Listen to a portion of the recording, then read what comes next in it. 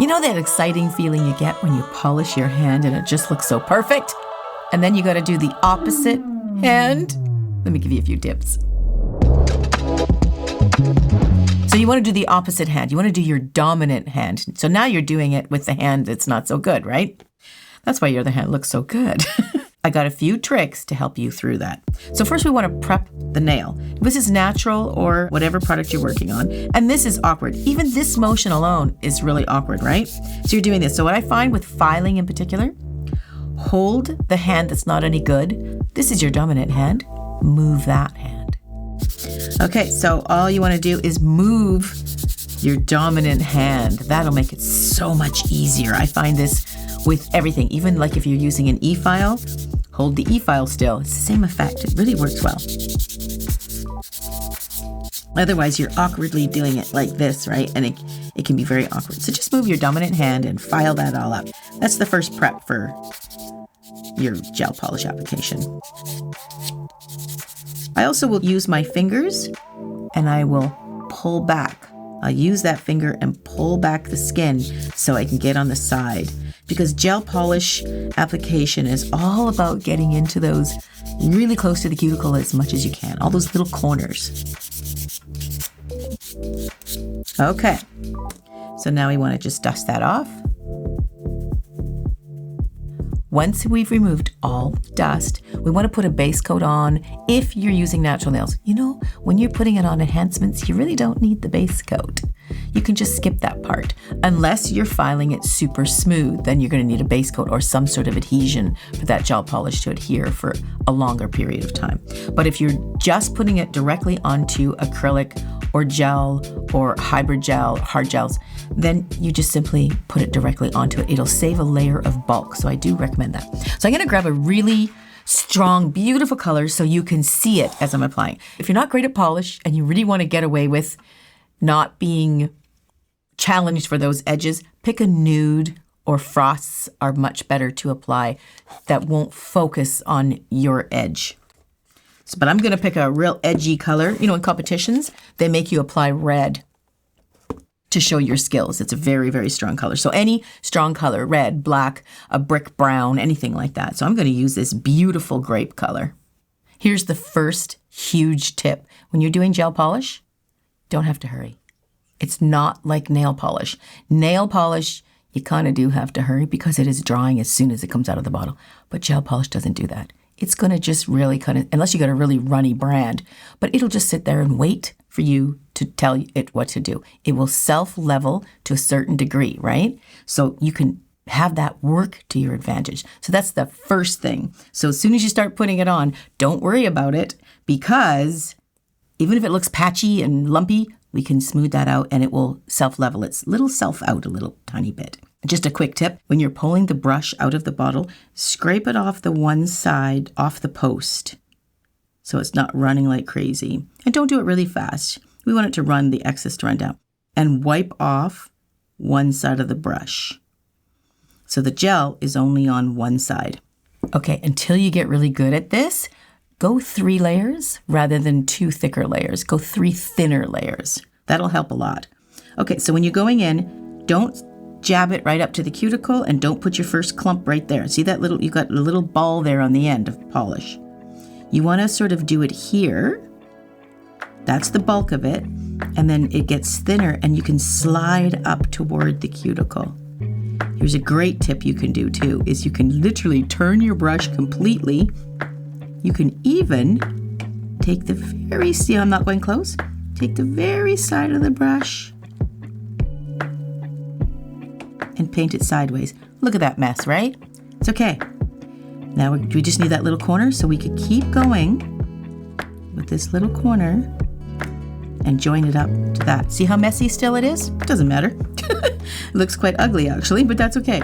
And then you can steal this little clump right here, grab it, and do the same thing on this side.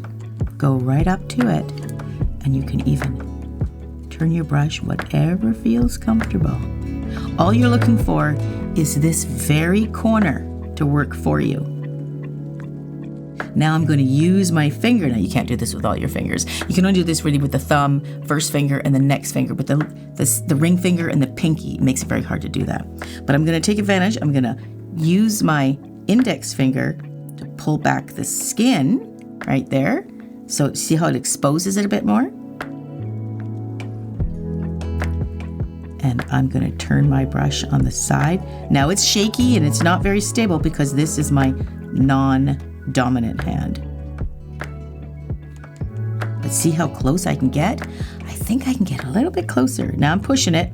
Now what I don't want to do is hit the polish on the skin, because if I do, it can sometimes suck up into that dry skin. And you don't want to make that skin not dry. You don't want to put any oil in there to interfere with this application. So you don't want to get too close because you don't want it to suck up, especially if you're working with black. It can just run right in there and you don't want that. But that's pretty darn good, especially for our first.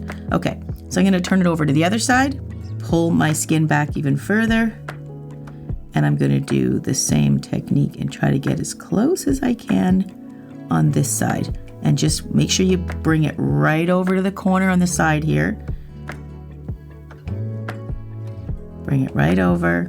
Then I'll flip this over.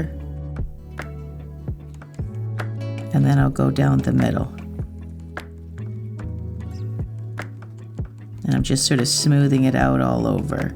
Now this self-leveling will work for you.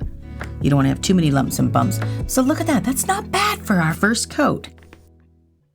I mean, the camera's really picking that up, but to the naked eye, you really can't see that as much. So I can literally just take my finger and just scoop that tiny little bit and get it out. Oh, Kitty wants some attention. So this is leveling out quite nicely. So I'm going to leave it for a few seconds because it might be a little bit lumpy and bumpy. You can also hold it upside down to give a nice even over the whole surface, especially if you find it's drooping to the sides, if it's a bit more of a runnier gel, okay? So you can just hold it upside down for a few seconds. Move my polish out of the way. Look at that, it's nice and even. Okay, that's not bad at all. Let's take it up one more notch. Okay, so I'm gonna put a little dollop of color right there. This is a working mat, so we're okay to do that. Get a nice, really, really tiny, thin brush and saturate those bristles, and then release a little bit too. Don't come at your nail with all that product on it. So just release a little. This nail is honestly, if you're doing a salon life and you're doing client after client, this is good, okay? This is only if you're gonna get really picky, let's say it's for a wedding or they're doing a photo shoot or you're doing a photo shoot, then you wanna get a little bit closer, but this looks really good for what we've done. So all I'm gonna do is go in there on this one corner. You'll always find you'll have a weak side. Maybe that's my weak side.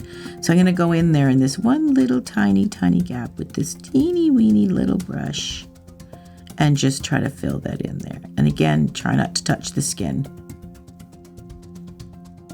Anybody worried about any of the dryness? Don't worry about it. That's what cuticle oil is for. Okay, look at that. That just cleaned that right up in there. And you know what, I could try to get a little bit closer on this side, but I don't think I'm gonna push my luck. We're just gonna leave it. Okay, so now I'm happy with that. Let it settle into itself. Again, you can turn it upside down for a couple of seconds and let that sort of edge settle into it. Let it blend together. That's where the self-leveling will really work for you. Okay, watch your little dollop because I'm probably gonna use that again. And I'm just going to give this a cure. Now, a little tip, when you're curing thumbs, it is a huge advantage to do them separately if you're really taking your time, because you want to cure them where they're facing more upright. If you're having any issues when they're on their side as the whole hand inside a lamp, sometimes it can bulk up, especially the dark colors. Dark red, black, any of those really deep dark colors can really interfere with a cure. So just do it like upright. I've even done it where if it's really picky or Christmas and I just don't have time for it to mess up and cure improperly, I will literally save the thumbs for last and do both of the client's thumbs at the same time, right? Rather than with the whole hand. So at this point, you can decide whether the one coat that you've done is good enough and the second will work for you, or you can decide to put 3 coats on. So I think I'm going to try. It's looking pretty good, pretty even. I'm pretty happy with it. So I think I might try to do this coat as the last coat.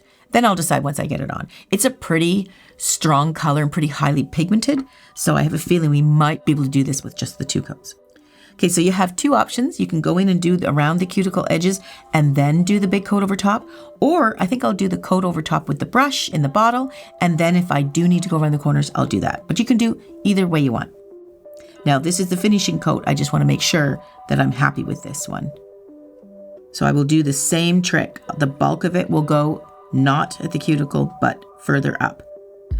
Just like a 1/4 of an inch, I guess it is. And then I will slide gently up. And I can pull back my skin again, and I can go on an angle, and I can do this technique as well. I can do the same type of technique over. What you want to do is sort of get that polish in there, and then when you pull back, it will stick. But you don't want to do it in a very heavy sense.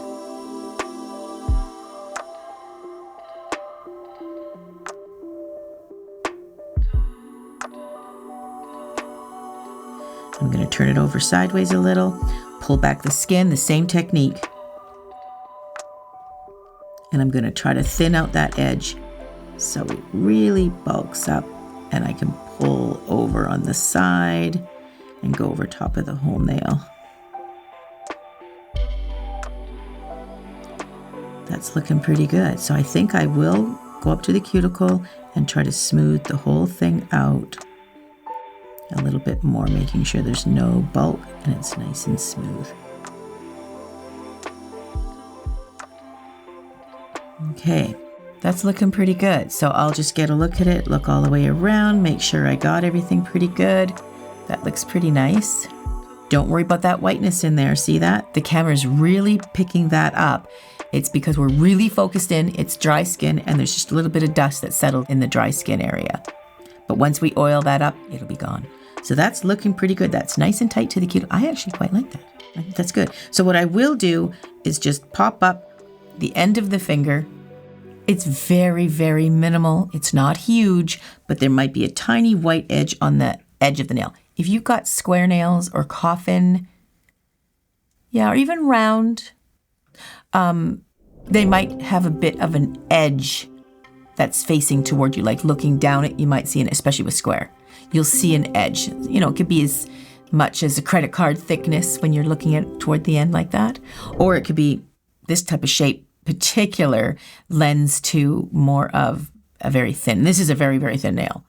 So, but if you're picky, you can just take product on that little thin brush you had and just paint the end. And that will just clean it right up. Look at that. There we go. That gets rid of that. So now we want to give it a second to let that edge blend with the rest of it. That's getting really picky, but it just makes it look really professional, and you did your opposite hand, right? So I'm going to give that a cure for another 60. So to finalize, all you need is your top coat. And you can do the same with the top coat. Don't put your clear right up there. You don't want a really bulky cuticle. In fact, it's better to pull back a little bit than to make it too bulky in the cuticle. If it looks like wet cuticles, it looks really bad. So just do the same. Put your polish over here and then just slide up to the cuticle. I recommend going down one side, catching the whole one side. Then going down the other side. And then going down the middle. Beautiful. It always finishes it off so nice. Give that a nice cure. And if you have any bubbles or anything, you can. If you feel it's bulky in any way, or you just want a couple seconds for it to settle, just hold it upside down again. If not, give it a nuke. Oh, first I want to show you the oil. Remember that crusty little white edge of that dry area? Watch this. Also, too, a little tip. I also do a little drop of oil underneath. It's excellent for the natural nail, just moist, if there is one under there. Sometimes there's not. And then just massage it around. And obviously the client will rub that into their hand. Some clients will wash it away, but that oil still soaks into the cuticle area. And look at this. See if I can wipe it away as much as possible. See that? All that white crusty is gone. Now I'm going to go ahead and polish the rest, and we'll take a look at the final photos.